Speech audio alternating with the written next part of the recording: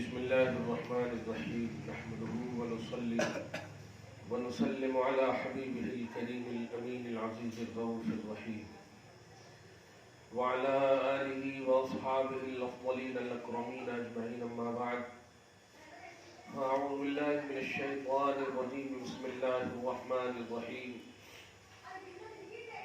ليسوا سواء من أهل الكتاب أمة قائمة يتلون آيات الله آناء الليل وهم يسجدون صدق الله العظيم. حصول برکت کے لیے دھیرے دھیرے درود شریف پڑھ لیجیے. اللہم صلی وسلم بارک علی سیدنا و شفیعنا و حبیبنا و مولانا محمد وآلہ و اصحابہ وبارک وسلم. سورہ آل عمران سورہ نمبر 3 کی آیت نمبر 113 کا درس ہونے والا ہے. اللہ پاک فرماتا ہے اہل کتاب برابر نہیں ہے. اس آیت کریمہ میں جس طرح آیت نمبر 111 اور 12 میں یہ فرمایا گیا کہ یہودیوں کے لیے ذلت طاری کر دی گئی، وہ جہاں بھی رہیں گے ان پر ذلت طاری ہی رہے گی. کیوں؟ اس لیے اس نے نبی کو ٹھکرایا، اس نے نبی کی بات کو نہ مانا. یہ ذلت دائمی ان کو نبی کی وجہ سے، اور صحابہ کرام ان کے پاس آئیڈیل ہونے کے باوجود انہوں نے شرف صحابیت کو ترجیح نہ دیا اور منکر رہے. تو ذلت کا راز اور اس کی وجہ یہ تھی. لیکن اللہ پاک خصوصاً امت محمدیہ کے لیے توبہ کا دروازہ کھلا رکھا ہوا ہے سورہ قیامت تک. مرنے سے پہلے تک امت محمدیہ کو یہ شرف حاصل ہے. دیگر امتوں کا عنوان یہ تھا کہ وہ غلطی کرتی امیڈیٹلی سزا ملتی، ان کو انہیں موقع اور مہلت نہیں ملتے تھے. فوراً جیسا گناہ ویسا اس کی سزا. آسمانی گناہ ہے تو آسمانی سزا ہے، حقوق العباد موت کے معاملات ہیں تو اس جیسی سزا ہے. لیکن امت محمدیہ علی صاحبہ صلوات و تسلیمات پر اللہ پاک کا یہ اعزاز اور اکرام اور انعام ہے کہ حضور پر نور صلی اللہ علیہ وآلہ وسلم کے صدقے اور طفیل میں اس امت کو گناہ کے باوجود مہلت اور موقع فراہم کرتا ہے. تو چونکہ وہ یہودی اپنی اصلوں کے باوجود، ذلت طاری دائمی ہونے کے باوجود یہ امت محمدیہ میں بھی شامل ہو گئے اور مخاطب بنے محمد عربی صلی اللہ علیہ وسلم کے. تو ظاہر ہے اب جو اللہ کی سنت جاریہ ہے کہ نبی کے صدقے میں ان کے گناہوں اور ان کے انکار کی وجہ سے امیڈیٹلی عذاب نہیں ہوگا، وہ گرفت نہیں ہوگی، تو اسی جانب اشارہ کر رہا ہے. اے اہل کتاب، تم اپنی اصلوں کو یاد کرو. تمہاری اصلوں نے عام نبی کا انکار کیا. جو نبی ان کے پاس آئے ان کا انکار کیا، ان کو فوراً مطلب دھسا دیا گیا، دھس کر دیا گیا، اس کو سور بندر بنا دیا گیا، دوسری مخلوق میں یہ کر دیا گیا، یعنی عذاب دے دیا گیا. مگر تم میرے حبیب کی امت میں آ گئے ہو، تم کو موقع دوں گا، تم کو مہلت دوں گا. چنانچہ ایسا ہی ہوا کہ موقع اور مہلت میں کچھ ایسے بھی یہودی تھے جن کو شرف ایمان سے مشرف کیا، اور ان میں سر فہرست نام آپ دیکھیں گے کہ حضرت عبداللہ بن سلام وغیرہ کا نام آتا ہے. آج تاریخ اسلام میں اسے کوئی یہودی نہیں، انہیں کوئی یہودی نہیں کہتا، باوجود کہ وہ اصلاً اور نسلاً بھی کہے یہودی ہیں. ان کی اصل یہودیت سے تعلق رکھتی ہے. وہ یہودیت جو ذلت کا عنوان ہے، قرآن میں ذلت کا عنوان ہے. آپ روز نماز میں پڑھتی ہے غیر المغضوب علیہم ولا الضالین. تو یہ مغضوب علیہم کون ہے؟ یہودی ہے. اور ضالین کون ہے؟ عیسائی ہے. تو روز دعا کرتے ہیں اللہ ہمیں مغضوب علیہم کے راستے پر نہ چلا، جن پر تیرا غضب نازل ہوا ہے ان کے راستے پر نہ چلا، بلکہ جس پر تیرا انعام ہوا ہے اس کے راستے پر چلا. تو مگر پھر بھی امت محمدیہ میں کتنا موقع ہے. آج کی اس گفتگو کا خلاصہ سمجھنا ماں کہ اللہ کا بڑا احسان ہے کہ آپ ڈائریکٹلی مسلمان گھرانے میں پیدا ہوئی ہو. الحمدللہ کنورٹ ہو کر کے نہیں، ڈائریکٹ الحمدللہ کنورٹ ہونے والے بھی ہمارے بھائی ہیں، مسلمان ہیں، بہنیں ہیں۔ اللہ پاک سارے مسلمان بہنوں کی اسلام اور ایمان کی عزت کی آبرو کی حفاظت فرمائے۔ لیکن آپ ڈائریکٹ مسلمان گھر میں پیدا ہوئی اور رش کرو، وہ لوگ جو یہودی قبیلے سے تعلق رکھتے تھے، ذلت ان کا عنوان قرآن کا تھا، ان کے راستے پر، ان کے طریقے پر نہ چلنے کے لیے اللہ سے خود اللہ نے کہا کہ دعا مانگو، مگر انہی میں سے اگر کوئی بارگاہ رسالت میں صدق دل سے نبی کو مان لیتا ہے تو اب یہودیت کا خاتمہ ہو جاتا ہے اور صحابیت کے شرف سے مشرف ہو جاتا ہے۔ چنانچہ قرآن کہتا ہے اچھا، اس سے ایک بات معلوم ہوئی کہ ذلت اور عزت کا معیار ہے محمد۔ اگر محمد عربی صلی اللہ علیہ وسلم کو کیسا بھی قبیلے، کیسا بھی نسب حسب کا ہو، اگر مان لیتا ہے تو عزت کا عنوان میں مل جاتا ہے، اور بڑے سے بڑی عزت والا نسب اور قبیلے والا کیوں نہ ہو، نبی کو اگر نہیں مانتا ہے تو وہ ذلت کا عنوان بنتا ہے۔ تو معیار ہے محمد عربی صلی اللہ علیہ وسلم، اقرار ہے تو عزت ہے، انکار ہے تو ذلت ہے۔ اللہ آپ سب کو، ہم سب کو ایمان اور عزت و آبرو کے ساتھ جینا نصیب فرمائے۔ اللہ فرماتا ہے نمبر 113 میں لیسو سوا، یہ سب برابر نہیں ہے، یہودی سب برابر نہیں ہے۔ کیوں؟ امت قائمۃ یتلون آیات، کچھ تو ایسے بھی ہیں جو رات میں قیام کرتے ہیں، یتلون آیات اللہ، اللہ کی آیتوں کی تلاوت کرتے ہیں، راتوں رات وہم یسجدون، اور گڑ گڑاتے ہیں، اللہ کی بارگاہ میں سجدہ ریز ہوتے ہیں۔ ان کے نام میں نے گنا ہے، حضرت عبداللہ بن سلام وغیرہ کی تعریف ہو رہی ہے جو قبیلہ یہود سے تعلق رکھتے تھے، لیکن صدق دل سے بارگاہ رسالت میں آ کر آپ صلی اللہ علیہ وسلم کو مان لیا، آپ کی نسبی ذلت کا جو عنوان تھا ختم کر دیا اللہ تعالیٰ نے۔ کیا بات ہے! نبی کو مانو گی تو آپ کی حقیقت بدل جائے گی، نبی کو چاہو گی۔ اسی لیے میں اپنی تمام بہنوں سے کہتا ہوں، دنیا میں تمہیں بڑے سے بڑا عاشق دو وجہ سے مل سکتا ہے، مال کی وجہ سے اور ہینڈسم ہونے کی وجہ سے، ہے نہیں؟ دو وجہ سے تم ترجیح دو گے نا، لیکن خدا کی قسم یہ سب عشق جو ہے نا تمہیں کام نہیں آئے گا، ختم ہو جائے گا۔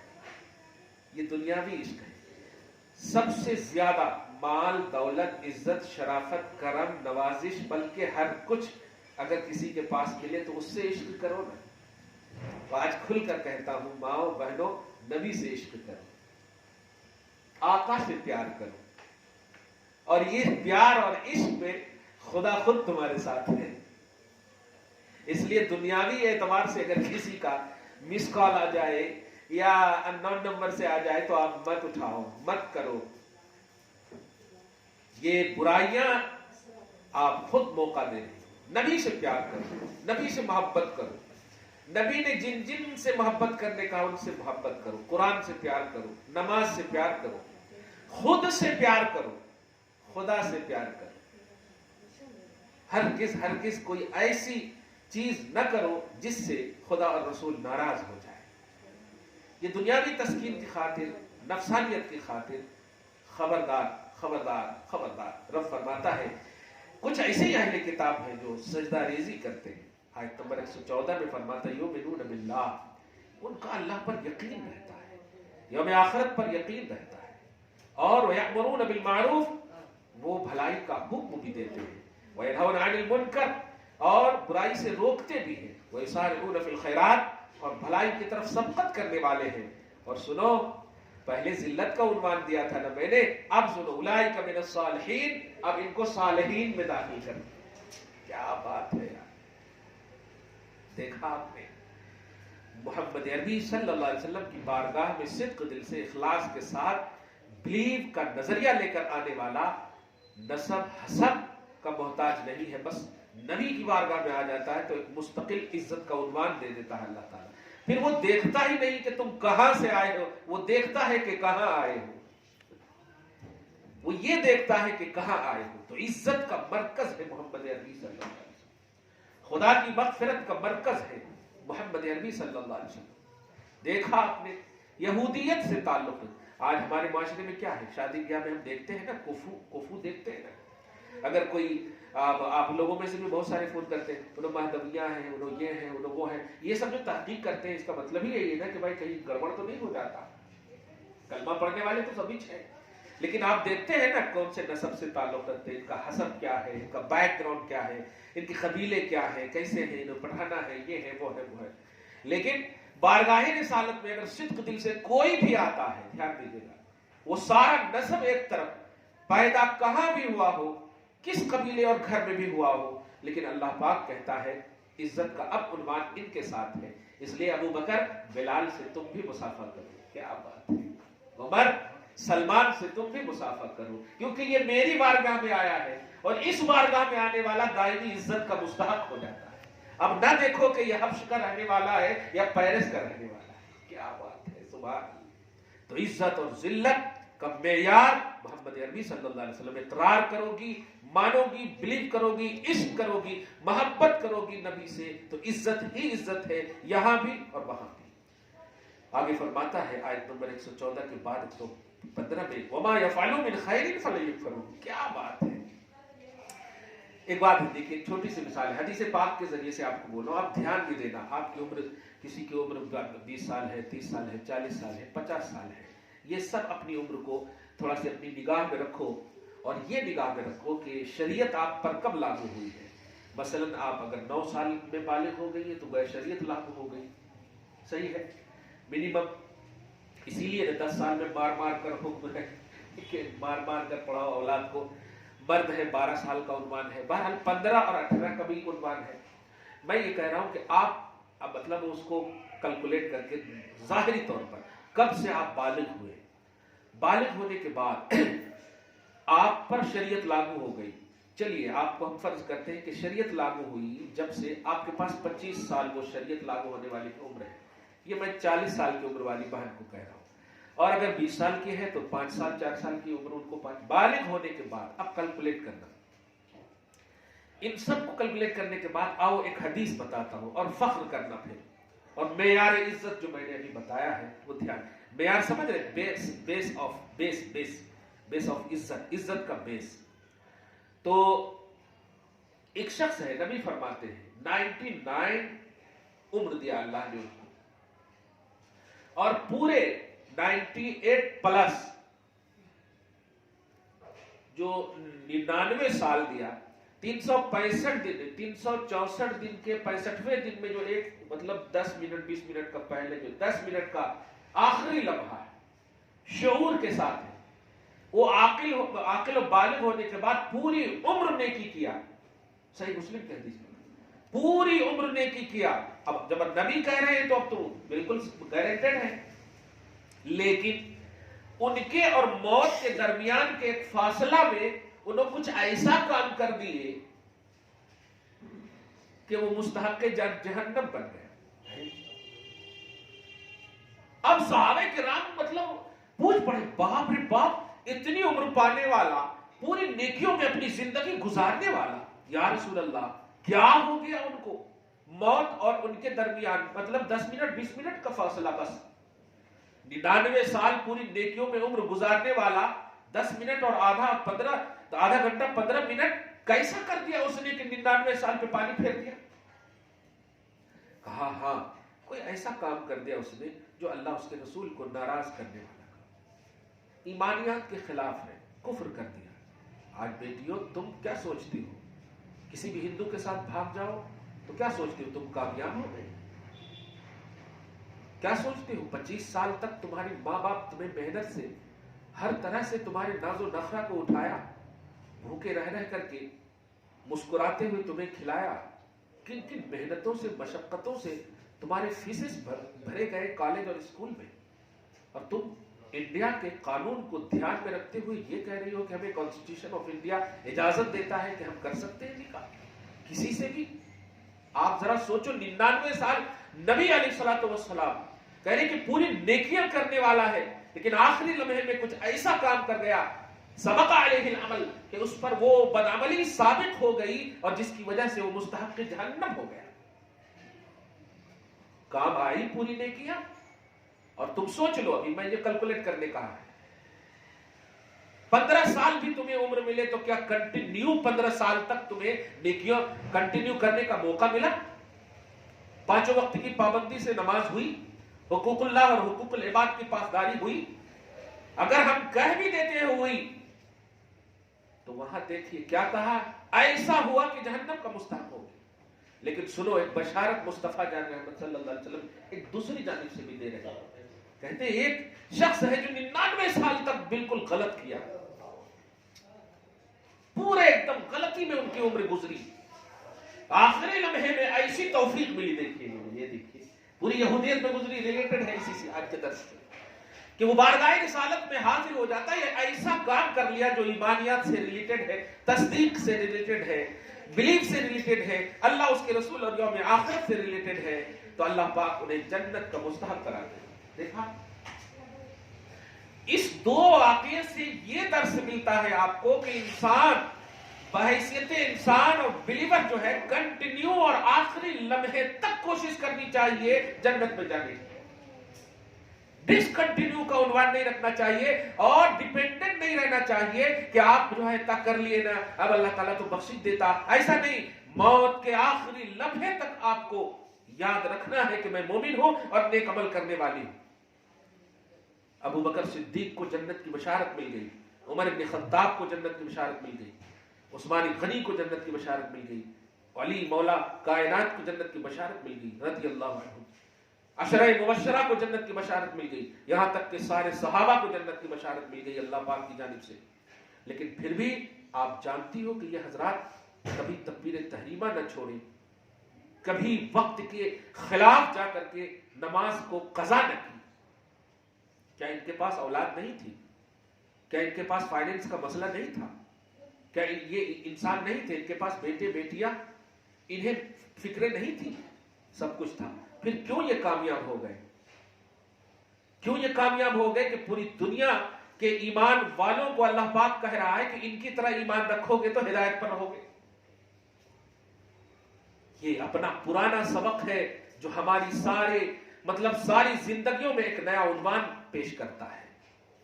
تم اپنا ساری آئیڈیالوجی اپنے پاس رکھو جو قرآن اور حدیث نے آپ کو دیا ہے کہ آپ کو صحابہ اور صحابیات، نبی اور ازواج مطہرات، ان کو آئیڈیل بنانا ہے، کیونکہ آپ کے گھر میں اگر یہ وجہ ہے کہ انہیں فائنینس کے لیے جانا پڑتا نا، ہزاروں لوگ مجھ کو بھی فون کرتے ہیں، ارے میں آفیسز میں کام کرتا ہوں یا کرتی ہوں، نماز کا موقع نہیں ملتا، تو اب کیا کرنا، گھر میں جا کے پڑھ لینا۔ مطلب یہ تم خدا کی بارگاہ میں جو تمہیں رزق دینے والا ہے، جس پر تم ایمان لاتی، اس کے لیے یہ کہہ رہے ہو یہ کر دینا، اگر آفیسز میں موت ہو گئی تو یہ قضا کون پھیرے گا؟ اس لیے میں اعلان کرتا ہوں، جہاں جہاں بھی جاب کرنے والے اگر اللہ اس کے رسول سے دور ہونے کی باتیں ہو رہی ہے وہاں نہ کریں جاب۔ اب یہاں پر یہ نہیں کہہ سکتے پھر کون کھلانا کیسے کھلانا، پھر ایمان کی میں بات کر رہا ہوں، دوسرے آپشن موجود ہیں، تو ایسی جگہ ہرگز نہ کریں جہاں نماز چھوٹتی، افضل العبادات چھوٹتی، ایسی جگہوں پر ہرگز کام نہ کریں جہاں خدا اور رسول سے محرومی اور دوری کا سبب ہو۔ یہ شریعت ہے۔ اللہ پاک کے نبی قرآن پاک میں آپ دیکھیں سورہ ممتحنہ میں کہ اگر کافروں کی طرف سے کوئی مائیں اور بہنیں تمہارے پاس لوٹ کر آ جائیں تو ان کو ان کے پاس نہ جانے دو، ان کی رکھا کرو، دیکھیے ان کی حفاظت کرو، یہ فرمایا لا ہن حل لہم، ان کے لیے وہ حلال نہیں ہے، وہ اگر آ گئی ہے تمہارے پاس تو ان کی عزت کرو، حفاظت کرو۔ دیکھا آپ نے، یہ ہے اسلام، یعنی اسلام میں داخلے کے لیے یہ فکر کرنا چاہیے، نہ یہ کہ آپ ان کے آفیسز میں جا کر کے آپ ان کے لیے کہہ رہے ہیں ہولی کے مٹھائی کھانا کے لیے، دیوالی کے یہ ہمارے کو دینا چاہ رہے لینا کے لیے، واہ، ولیمہ میں آپ لیو لے سکتے ہیں، دیوالی میں کیوں نہیں لیو لے سکتے؟ آپ کیوں جا رہے ہیں آپ ان کے تہوار کے دن؟ کوئی بہانہ کر کے چلے، رک جائیے، لینے کی نوبت ہی نہیں آئی، اس دن نوافل پڑھیے، واہ، نکاح میں، ولیمہ میں، اور اپنے فائنینس میں، اپنے سیلیبریشن میں اپنا سب کچھ لے سکتے۔ مسئلہ پوچھتے ہیں، کبھی دل سے بھی فیصلہ کیا کیجیے کہ تقویٰ کیا ہے، ایمان کیا ہے، پرہیزگاری کیا ہے، عزت کیا ہے، خیر اللہ دیکھیے آگے کیا فرماتا ہے، وما يفعلوا من خیر فلن يكفروه، کہ قبیلے جو بھی ہو، نسب جو بھی ہو، حسب جو بھی ہو، رسول پاک کا جو ہے وہی عزت کا عنوان ہے. اسی لیے فرمایا گیا قرآن پاک میں بھی للہ العزت ولرسولہ وللمؤمنین. دیکھ رہے یہ نہیں فرمایا فلاں نسب کے لیے عزت ہے، فلاں قبیلے کے لیے عزت ہے. نسب کا لحاظ ہے لیکن نبی کے قدم میں ہو کر کے، نبی کے قدم میں ہو کر کے. اگر نبی والا ہے اور پھر نسب والا بھی ہے تو سونے پہ سہاگا ہے. کیا بات ہے. جیسے دیکھیے علی ہے، جیسے دیکھیے حسین ہے. سبحان اللہ، نبی والے بھی ہیں، نسب والے بھی ہیں. کیا بات ہے. تو یہ فخر نسب بھی ہے اور فخر غلامیت بھی ہے. سبحان اللہ. قرآن کہتا ہے وما يفعلوا من خیر فليكفروه، جو بھی بھلائی کرتے ہیں یا کریں گے، چاہے وہ کوئی بھی قبیلے سے تعلق رکھ کر، مگر شرط ہے نبی کے پاس آ گئے ہو، وہ یوم آخرت پر ایمان رکھتے ہو، اللہ پر ایمان رکھتے ہو، فلن يكفروه، تو ایسے نیکوکاروں کے نیکی کو بھلایا نہیں جائے گا. آج ہمارے پاس یہی تو ہو رہا ہے. غریب امیر، انو انو، کالے گورے. کبھی سوچا ہے تم نے رکشا والا بھی اللہ کے گھر میں جب آتا ہے، کسی کو یہ حق نہیں حاصل ہے کہ اسے کچھ پچھلی صف میں کھڑا کر دے. اور آپ بڑے اپارٹمنٹ میں رہنے والی اور والے ہو تو آپ کو یہ حق حاصل نہیں کہ آپ صف اول میں رہو. محمود و ایاز ایک ہی صف میں کھڑے ہو گئے. خدا کی وہ بارگاہ ہے. ایمان بیس ہے ہمارے بازو میں. اگر ہمارا بھائی کھڑا ہو سکتا ہے تو نیچے قبیلے سے تعلق رکھنے والا اگر بلیور ہے تو وہ کھڑا ہو سکتا ہے. وہ کھڑے ہونے کا اللہ اس کو پرمیشن دے رہا ہے، رسول اس کو پرمیشن دے رہے ہیں. کیا بات ہے. تو جو لوگ بھلائی کرتے ہیں یا کریں گے انہیں بھلایا نہیں جائے گا. واللہ علیم بالمتقین، اور اللہ متقین کو خوب جانتا ہے. ان تمام باتوں میں جو آیت نمبر 12، 13، 14، 15، 4-5 آیتوں کا جو درس ہوا ہے، ان پوری آیتوں میں جو قبیلے کو میں بیس بنا کر کے اللہ پاک جو عزت کا ایک عنوان دیا ہے. شروع میں کہا گیا ضربت علیہم المسکنہ، ضربت علیہم الذلہ، کہ ان پر ذلت طاری ہو گئی. معلوم یہ ہوا کہ اگر قبیلے اعلیٰ ہو لیکن بلیور اور ایمان والے نہ ہو تو ذلت دائمی ہے ان کے پاس، اور قبیلہ ادنا ہو اور ایمان ہو تو عزت دائمی ہے اس کے پاس. کیا بات ہے. فخر کرو ماں، فخر کرو کہ الحمدللہ مسلمان گھر میں پیدا ہوئی ہو، اور اعلان کرو کہ ہماری نسلیں بھی الحمدللہ ساری عزت دار ہیں. انشاءاللہ ہماری نسلیں بھی ساری عزت دار ہوں گی. وجہ کیا ہے؟ اس لیے کہ یہ سب نبی والی ہے، یہ سب مصطفیٰ جان احمد کو بلیو کرتی ہے. تو عزت کا معیار اللہ پاک کے نبی ہے، اور عزت کا ذلت کا معیار بھی اللہ پاک کے نبی ہے. اگر ان کو انکار کیا جائے، انکار آپ کو عزت نہیں ذلت دے گا، اور اقرار آپ کو عزت دے گا. کیا وہ عزت نہیں ہے؟